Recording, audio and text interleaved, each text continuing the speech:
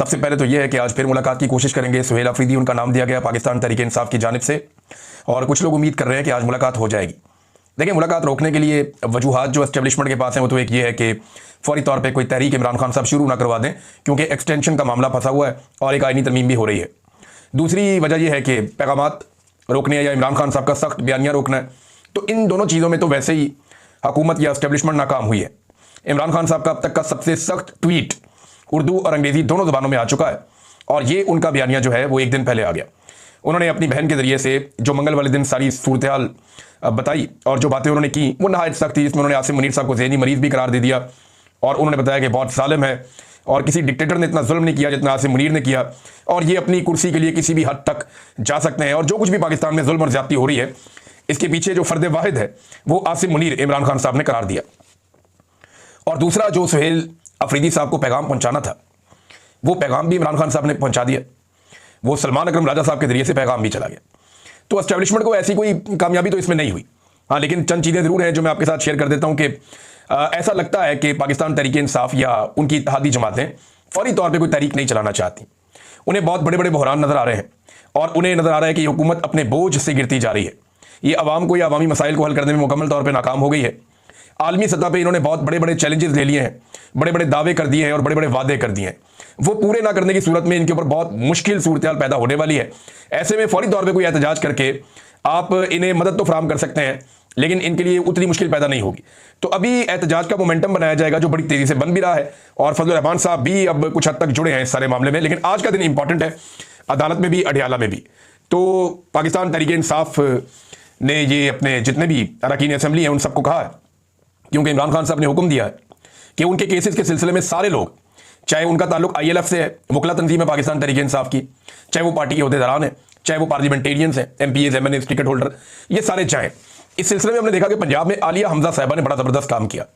जब गंडापुर साहब खैबर पख्तूनख्वा से कुछ भी नहीं कर रहे थे और एक खामोशी छाई हुई थी, और गंडापुर साहब ने अपने साथ साथ सारे MPs भी तकरीबन ऐसा लगता है सुला दिए थे। वो जो कोशिश करने के लिए निकलता था उसको भी दीवार के साथ लगाया जाता था। तो वो उस वक्त भी आलिया हमजा साहिबा जोर लगा रही थी और वो कोशिश कर रही थी, और उन्होंने पंजाब को काफ़ी हद तक मुतहर्रिक किया है। बदतरीन फसागियत के बावजूद, बदतरीन हालात के बावजूद आलिया हमजा को दाद देनी पड़ेगी कि इतनी सख्त जेल उन्होंने काटी, इतनी तकालीफ उन्होंने बर्दाश्त की। 9 मई के अंदर उनको सजा सुना दी गई। अब वो सामने भी नहीं आ सकती, उनकी गिरफ्तारी का खतरा हर वक्त मौजूद रहता है। इसके बावजूद जिस तरीके से उन्होंने पंजाब की पार्टी को चलाया है, ये बड़ा कमाल है। इस वक्त वो बहुत दिक्कत का सामना कर रही है, बड़ी मुश्किलात का सामना कर रही है, लेकिन इसके बावजूद उन्होंने पंजाब के अंदर पाकिस्तान तहरीक इंसाफ को चार्ज किया, आलिया हमजा साहिबा ने, और सलमान अकरम राजा साहब ने इमरान खान साहब का वफादार होने का हक अदा किया, और इमरान खान साहब को उन पर भरोसा है। जबकि कुछ लोग जो इमरान खान साहब का भरोसा जीतने के दावे करते रहे, उनके साथ जो कुछ हुआ हमने देखा। इमरान खान साहब ने खुद किसी को पार्टी से निकाल दिया, किसी को वज़ारत आला से निकाल दिया, तो वो लोग निशाने इबरत बन गए। लेकिन अगर अपनी पॉलिसीज ठीक रखें तो इमरान खान साहब और उनकी सियासत में, बहुत बड़ी सियासत है, पूरे मुल्क के अंदर है, तो ये गुंजाइश रहेगी। फजल रहमान साहब के हवाले से नाज़रीन कुछ खबरें मेरे पास आपको मैं देता हूँ, लेकिन पहले जो आईनी तरमीम होती है ना, इसके ऊपर कई कई महीने तक काम होता है। ये ऐसा नहीं होता कि अचानक से आईनी तरमीम सामने आ जाए। सियासतदानों का काम करने का ये तरीका नहीं होता। सियासतदान जब काम करते हैं ना तो ठहराव के साथ चलते हैं। मीडिया को खबरें लीक होती हैं, मीडिया को बताया जाता है तरमीम के बारे में, चीज़ें पता चलती हैं। इसी तरह से सोशल मीडिया के ऊपर चीज़ें आती हैं, डिस्कस होती हैं, वकला के सामने चीज़ें जाती हैं, सिविल सोसाइटी के सामने चीज़ें जाती हैं, टेक्नोक्रेट्स के सामने चीज़ें जाती है। बड़ा बहसो मुबाहिसा होता है, कई महीनों तक ये चीज़ें चलती हैं। यूनिवर्सिटीज़ में, प्रोफेसर में ये बड़ी डिस्कशन होती है। आईनी तरमीम ऐसे हवा में नहीं हो जाती। तो जब बड़ी लंबी चौड़ी एक डिस्कशन होती है तो उसके नतीजे में एक आईनी तरमीम के खदोखाल सामने आते हैं, और ये कई कई महीनों तक, 8-8, 9-9 महीनों तक ये मामला चलते हैं। जैसा कि 18वीं आईनी तरमीम एक बड़ी कंप्रीहेंसिव आईनी तरमीम थी, वो सियासतदानों ने मिलकर की थी, तो बड़ी लंबी उसके पीछे डिस्कशन और स्ट्रगल थी। ये जो तरमीम जिस तरीके से 26वीं आई है और जिस तरीके से 27वीं आ रही है, इसे पढ़ने से या देखने से अब तक जो चीज़ें सामने आई उससे ये लगता है कि ये एजेंसियों के काम करने का तरीका है, ये सियासतदानों के काम करने का तरीका नहीं है।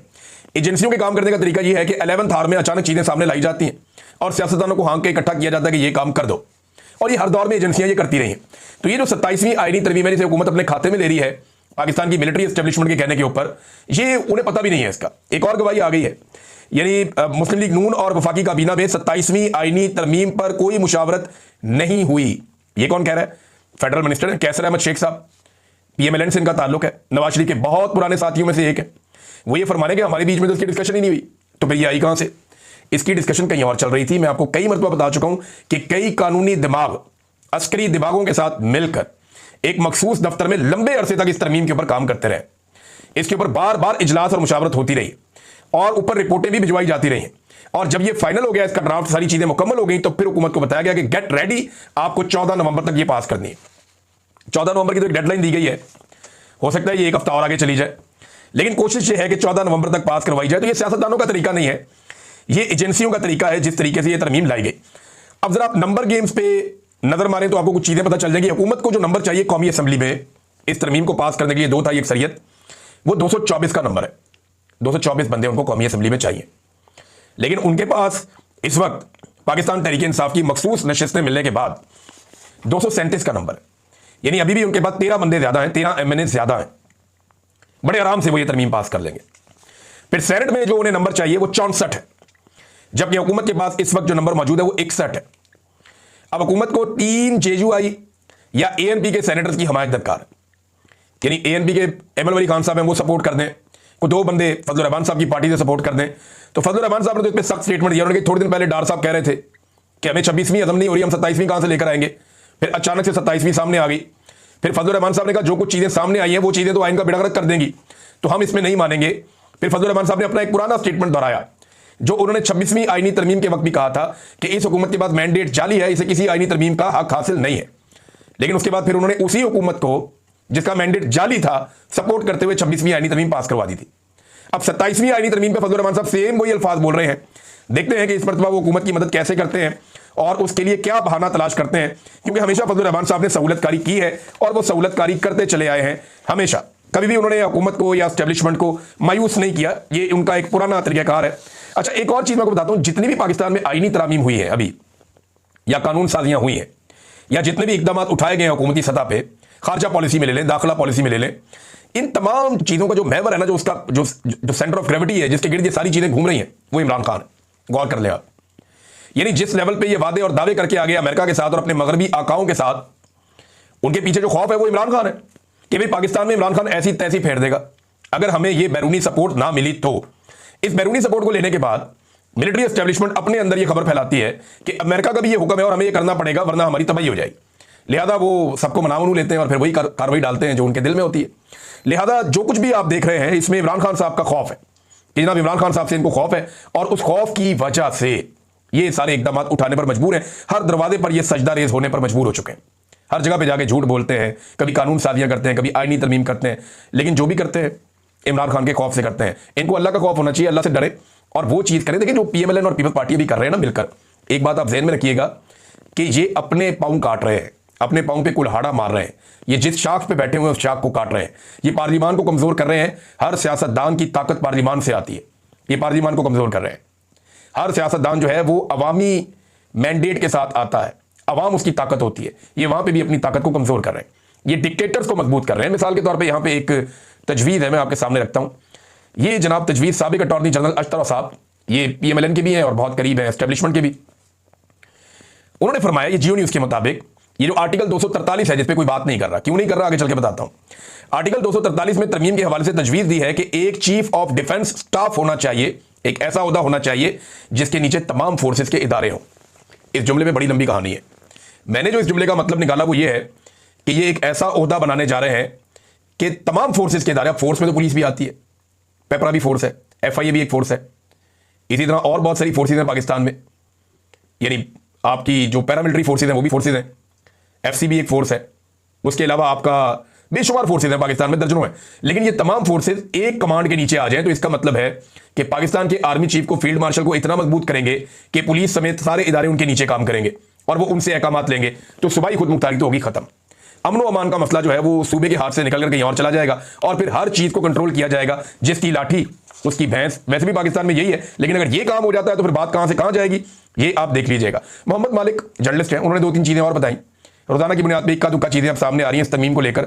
वो कहते हैं जी असेंबली की मुद्दत 6 साल कर देंगे। 6 साल छोड़ें, 10 साल करें, 10 साल असेंबली की मुद्दत करें, अपने अपने 10 साल पूरे करें, 10 साल या 20 साल करें असेंबली की मुद्दत। इन्होंने कौन सा दोबारा इलेक्शन लड़के वोट लेकर आना है? ये तो जिस दिन पाकिस्तान की अवाम ने डंडा उठाया और इनकी तशरीफ पे लगाया तो उस दिन पाकिस्तान ठीक होगा।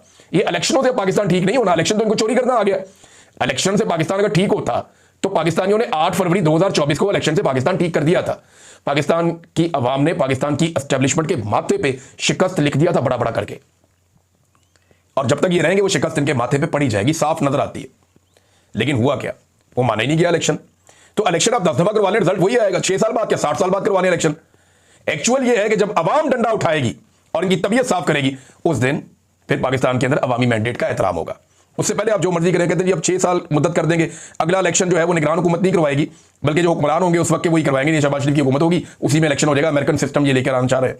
और पहले भी कौन सा शहबाज शरीफ क्या बेचता है इलेक्शन में, या नवाज शरीफ क्या बेचता है, फैसला तो एस्टेब्लिशमेंट ने करना होता है, निगरान हुकूमत हो या ये हुकूमत हो, क्या फर्क पड़ता है।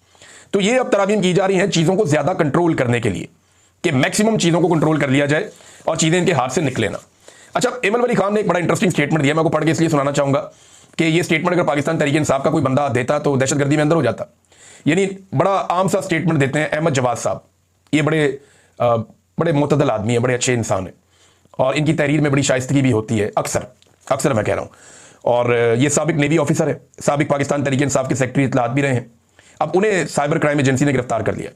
यानी हर आवाज को दबाने की कोशिश की जा रही है जो फस्तायत और जबर के खिलाफ उठती है, और इंसानी हकूक के लिए जो आवाज उठती है उसको अब दबा लो, पकड़ लो, गिरफ्तार कर दो, अंदर डाल दो। और बड़े ये मुनासिब अल्फाज में और मुतदल अंदाज में ज्यादातर बात करते थे। इनके साथ ये जुल्म, तो इनको तो फौरन रिहा करना चाहिए। लेकिन इनके मुकाबले में बड़ा सख्त स्टेटमेंट है एमल वली खान का, खड़े होकर दे रहे हैं, लेकिन उन्हें कुछ नहीं कहा जाता। इससे पहले वो आर्मी चीफ को दुकानदार भी कह चुके। जब ट्रंप के सामने वो अपना लेकर गए थे मादनियात, तो इस पर उन्होंने कहा था कि ट्रंप के सामने एक दुकानदार की तरह गए, जी मेरा माल बहुत अच्छा ले लो, इस तरह स्टेटमेंट भी दिया था। फिर बाद में उन्होंने मादरत कर ली थी। अभी एमल वली खान कहते हैं कि 9 मई को रेडियो पाकिस्तान पेशावर पाकिस्तानी फौज ने जलाया था, पाकिस्तान की फौज ने रेडियो पाकिस्तान जलाया था पेशावर का। मैं 50 से ज्यादा सबूत दूंगा जिससे साबित करूंगा कि कर्नल इलेक्शन में पैसे लेकर लोगों को जितवाते हैं। कैसे इल्जाम आते हैं पाकिस्तान की फौज के ऊपर। और अगर पाकिस्तान तहरीक इंसाफ इससे आधी भी बात करे ना, और ये रेडियो पाकिस्तान जलाने में पाकिस्तान तहरीक इंसाफ के नाक में दम किया हुआ खैबर पख्तूनख्वा में इन्होंने। और एमल वली खान साहब जो दुश्मन है पाकिस्तान तहरीक इंसाफ के सियासी नुक्ता नजर से, वो ये कहते हैं कि जनाब पाकिस्तानी फौज ने जलाया था रेडियो पाकिस्तान को। अब यही बात इमरान खान कहते हैं, वो जेल के अंदर बंद है, कि जनाब फॉल्स फ्लैग ऑपरेशन था सारा का सारा 9 मई। बहरहाल वो कहते हैं जी इलेक्शन भी अब एक कर्नल शर्नल जो है वो पैसे लेकर इलेक्शन जितवा देते हैं। इधर अभी जिमनी इलेक्शन हो रहे हैं नाज़रीन, पंजाब के अंदर भी हो रहे हैं, हर तरफ हो रहे हैं। पाकिस्तान तहरीक इंसाफ ने तो कई जगह बाइकआउट किया है, लेकिन फिर भी उम्मीदवार तो खड़े हैं इलेक्शन में। अब जो हुकूमती उम्मीदवार हैं वो ज्यादातर, अब किसी का भाई है, किसी की बहन है, किसी का बच्चा है, तो उन्होंने अपने करीबी लोगों को टिकट दिए हैं। तो वो जिन लोगों को टिकट दिए हैं उनके लिए इतनी मुश्किलात हैं अभी भी कि अवाम उनका नाम सुनने को तैयार नहीं है। वो पैसा भी धड़ाधड़ खर्च कर रहे हैं, ताकत भी खर्च कर रहे हैं, फिर भी अवाम उनका नाम नहीं सुन रही। उनके मुकाबले में जो आजाद उम्मीदवार आ गए हैं वो तगड़े हो गए, और अब वो जो आजाद उम्मीदवार आ गए हैं उनके सपोर्टर्स को तरीके लबैक के खाते में डाल के उठाना शुरू कर दिया हुकूमत ने। अंदाजा करें आप, जिमनी इलेक्शन जीतने के लिए भोंडा तरीका देखें आप। ये फैसलाबाद से मुझे इतला, ये 1-2 और जगह से, कि जनाब जिन बंदों को सपोर्ट कर रहे हैं अवाम निकल के, वो अवाम में से बंदे उठाते हैं जिस बंदे की थोड़ी सपोर्ट होती है, उठाओ इसको डालो तरीके लबैक के अंदर, इसको भी अंदर कर दो, और इस तरह बंदे उठा उठा के गिरफ्तार किए जा रहे हैं। ये इनकी अब औकात रह गई है। वैसे साद रिजवी का और उसके भाई का अभी तक कुछ पता नहीं चला। हम रोजाना पता करने की कोशिश करते हैं, लेकिन अब तक कोई इतला नहीं आई। और मेरी जो अपनी जाती इन्फॉर्मेशन या अंदाजा है मेरा, उसके मुताबिक तो वो एजेंसियों के पास है, और पाकिस्तान की इंटेलिजेंस एजेंसियां फिलहाल उन्हें नहीं छोड़ रही। नाज़रीन, पाकिस्तान के अंदर आप अक्सर सुनते रहते थे माजी में भी, और अभी भी आप सुनते रहते हैं कि जनाब मकबूलियत के साथ साथ कबूलियत की ज़रूरत होती है। लेकिन डोनाल्ड ट्रंप ने यह मिथ तोड़ दी अमेरिका में। उसकी मकबूलियत थी, कबूलियत नहीं थी, वो जीत गया।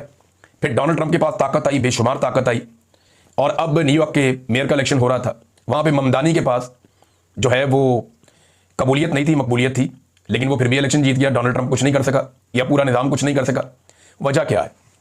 देखिए, वजह यह है कि वहाँ पे डेमोक्रेसी है, जमहूरियत है, और मैंडेट का एहतराम किया जाता है, आम आदमी के वोट का एहतराम किया जाता है। वोट की पर्ची को लोगों का हतमी फैसला समझा जाता है, आपको पसंद आए या ना आए। अब जब इसने 1 साल पहले अपनी कंपेन शुरू की थी ना ममदानी ने, तो ये सड़कों पे लोगों को आवाज़ें देता था, और लोग इसकी बात नहीं सुनते थे शुरू में। फिर आहिस्ता आहिस्ता आहिस्ता इसने 1 साल, अगर आप इसका देखें ना, इसके ऊपर डॉक्यूमेंट्रीज हैं, आप अगर इसका 1 साल देखें कंपेन का, तो आपको नजर आएगा कि एक आदमी ने कितनी मेहनत की। और पाकिस्तान में बहुत सारे ऐसे बेशर्म लोग ममदानी को मुबारकबादें दे रहे हैं, और पाकिस्तान के अंदर जनाब पिंगे चढ़ा रहे हैं कि हम भी नौजवानों को ये करेंगे तो नौजवानों को वो करेंगे। पाकिस्तान में नौजवान मुतनफर हो गए हो। भाई, पाकिस्तान की तारीख में कभी पाकिस्तानी नौजवान इतना सियासत में इन्वॉल्व नहीं था जितना अब इन्वॉल्व है। मैं फिर अपनी बात दोहरा देता हूं कि बहुत सारे लोग जो है ना, वो ये चूरन बेच रहे हैं कि पाकिस्तानी नौजवान मुतनफर हो गया सियासत से और वो सियासत में इन्वॉल्व नहीं है। नहीं, पाकिस्तानी नौजवान को मुतनफर करने की बड़ी कोशिश की पाकिस्तान की मिलिट्री एस्टेब्लिशमेंट ने, लेकिन पाकिस्तानी नौजवान जितना आज सियासत के अंदर अपने आप को मुतहर्रिक रखे हुए, इससे पहले माजी में कभी नहीं था। गारंटी देता हूं मैं आपको। हाँ, वो मुतनफर जरूर है, रवायती सियासी खानदानों की सियासत से मुतनफर है, वो एस्टेब्लिशमेंट की बार बार सियासत में शरारत करने से मुतनफर है, एस्टेब्लिशमेंट की घटिया सियासत से मुतनफर है, जबरी गुमशुदगियों से मुतनफर है, मैंडेट की चोरी से मुतनफर है, मीडिया की 2 नंबरी और फ्रॉड से मुतनफर है। ये इन चीजों से वो मुतनफर जरूर हुआ, लेकिन पॉलिटिक्स में पाकिस्तानी नौजवान का ज्यादा इन्वॉल्वमेंट बड़ा है और पाकिस्तानी नौजवान ज्यादा पॉलिटिक्स को अब जानता है और उसके ऊपर बात भी ज्यादा करता है। इसकी एग्जांपल आपके सामने सोशल मीडिया। नाज़रीन, एक खबर और है, चौधरी गुलाम हुसैन साहब हैं, जर्नलिस्ट हैं हमारे सीनियर, उन्हें अपने यूट्यूब चैनल पे प्रोग्राम करने से रोक दिया गया जबरन। अब देखें कितनी हैरत की बात है कि आप अपने यूट्यूब चैनल के ऊपर अपनी राय भी नहीं दे सकते। ये पाकिस्तान में आजादी इजहार राय की सूरत हाल है। चीनी का एक और बहरान आ गया पाकिस्तान में, ये खबर मैं आपको बाद में दूंगा, तसल्ली के साथ दूंगा, तफसील के साथ दूंगा। लेकिन 12 नवंबर को जो जरगा होने जा रहा है खैबर पख्तूनख्वा में, वहां से कुछ बड़ी खबरें आ सकती हैं, उसके ऊपर सबको नजर रखनी चाहिए और एस्टेब्लिशमेंट ने तो उस पर अभी से नजर रखी हुई है।